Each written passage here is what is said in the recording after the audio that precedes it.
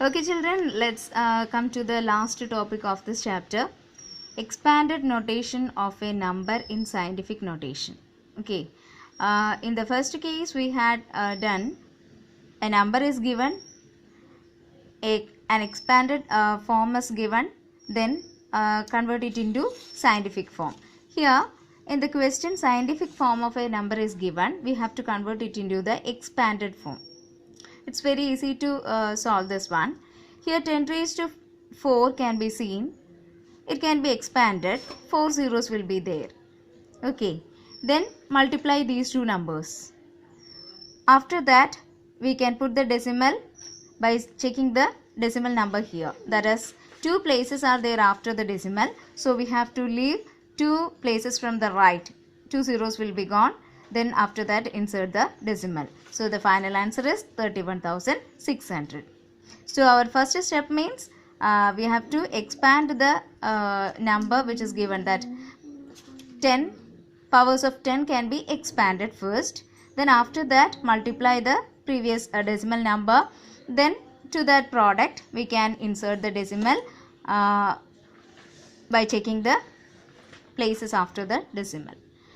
Second question, 5.136 into 10 raised to 7. We can see 10 raised to 7. 7 is the power, so 7 zeros will be in the expanded form. Then multiply. Then 3 places are there after the decimal. So from the right, we can leave 3 places. Then insert the decimal. So the result will be this one. Okay. The next type, 4 into 10 raised to minus 6. If we are having an exponential form with a negative power, we know we have to take the reciprocal of that. Then it will be, the power will be positive. We can just go through that exponential laws. In that, x raised to minus a is equal to 1 by x raised to a. So here 10 raised to minus 6 means 1 by 10 raised to 6. 4 into 1 by 10 raised to 6 means 4 by 10 raised to 6. Then expand it. 6 zeros will be here. In the numerator, 1 place. So when you are converting this into a decimal number, 5 more places are needed. So for that we are inserting the zeros, then put the decimal. Conversion of the fraction to decimal. Okay. Then 2.346 into 10 raised to minus 4. Again, this 10 raised to minus 4 can be written as 1 by 10 raised to 4, which means 2.346 by 10 raised to 4. Then expand it. 4 zeros will be here. Already this is a negative number, this is a decimal number in the numerator. Then 4 zeros are in the denominator, so we need 4 more places after the decimal. Here 1 place is there after the decimal, so we need to insert 3 more zeros. Okay, already it is a decimal number. Again we can see it is a fraction with the denominator. 4 zeros are there. Then 4 more places are needed. We can see here 2. 1 digit is there, so we have to insert 3 more zeros to get 4 places after the decimal. So the answer will be like this, 0.00023446. Okay. Then in the notebook you can see some more questions. These all are belong to the same type. And also I took some questions from our chapter checkup by applying the exponential laws from the first onwards. So you can go through these answers, and if any doubt is there you can ask me personally. Then these all are simple questions. Anyway, you have to by heart all the exponential laws. Then only you will be able to solve these problems very easily. Okay, you must study the exponential laws. It's compulsory. Okay, then we can see the combination of some of the operations from the exponential laws we are applying here.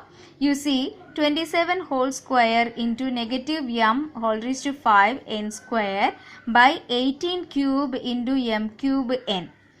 Some of the questions we had done previously, then also I am explaining this one. First 27 can be split. We can use the prime factorization method for finding the simplest form, that is 3 with 3 we can divide 27.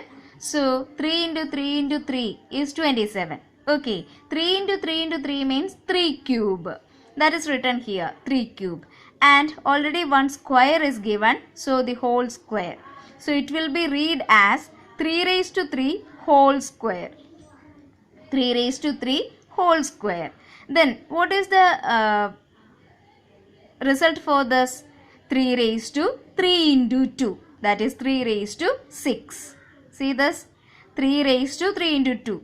That is 3 raised to 3 into 2, 3 raised to 6. When you are having this one, just to go through the exponential laws again and again, and I am telling it's very important to study. So you are getting 3 raised to 6 in the numerator. Now we can see 18 cube. So we have to split this 18 also. We know 2 into 3 into 3, that is 18. 3 3s are 9 into 2, 9 2s are 18. So we can see here 2 into 3 square. 2 into 3 square. Again 18 cube is given in the question. So 2 into 3 square whole raised to 3. Clear? We split this 18 as 2 into 3 into 3, which means 2 into 3 square. Then 18 cube, that whole cube is coming here. So this cube or this power 3 is common to 2 and 3 square. So 2 cube into 3 square whole raised to 3. Again 3 square whole raised to 3 means 3 raised to 2 into 3, that is 3 raised to 6 itself. Okay. Now we are substituting these things here in the denominator. Then we can see, instead of applying the exponential laws, I split this negative m raised to 5 as negative m into negative m into negative m 5 times I written here. Okay. Then n square can be written as n into n. This is also one method of simplification of these type of problems. Instead of applying the exponential laws, we are splitting the numbers. How many times this comes? We can see it from the power. So negative m into such a 5 m's are coming there. So we wrote it like this. Then n square can be written as n into n, divided by the in the denominator 2 raised to 3, 3 raised to 6, again m into m into m instead of m cube into n. Now we can cancel it. 3 raised to 6, 3 raised to 6, both are common. So cancel it by or divide it by 3 raised to 6 by the common factor. Then answer will be 1 here.